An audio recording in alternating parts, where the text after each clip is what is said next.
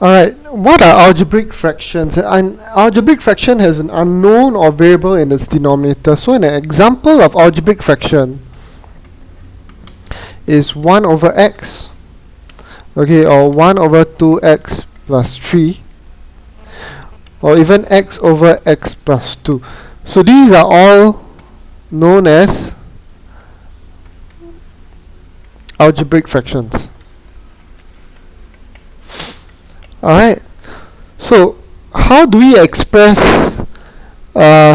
some questions such as 7 over x, which is an algebraic fraction, and minus 9 over 2x?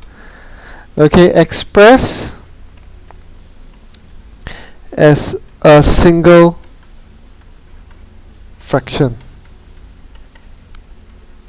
What you have to do is convert them to the same denominator. So in this case, 7 over x, what's the denominator? X. And in this case, what's the denominator? 2x. So what's the lowest common multiple of x and 2x? Okay, you gotta ask yourself, what's the lowest common multiple of x and 2x? Really, the answer is just 2x.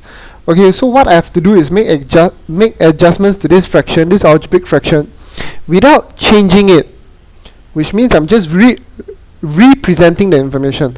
So what I do is I multiply by 2, 7 times 2, alright, to the top and bottom.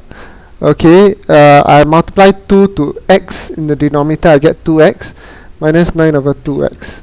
Okay, and here I get 14 over 2x, minus 9 over 2x. And then since they are of common denominator, I can link the numerators up like that and put it over 2x.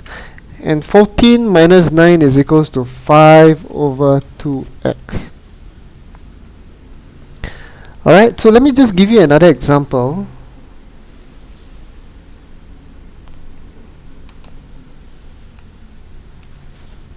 Alright, say we have 3 over x plus 5 over x plus 1. Alright, how do we combine this and express this as a single fraction? Once again, make the numerator the same, okay? So what I have to do is I have to make adjustments to this. So I got to multiply x plus 1 to the top and to the bottom. You see, when I multiply x plus 1 to the numerator and the denominator, nothing changes. X plus 1 over x plus 1 is just 1. Alright? And here, okay, in order to make it of the same denominator, I have to multiply x to the denominator and x to the numerator.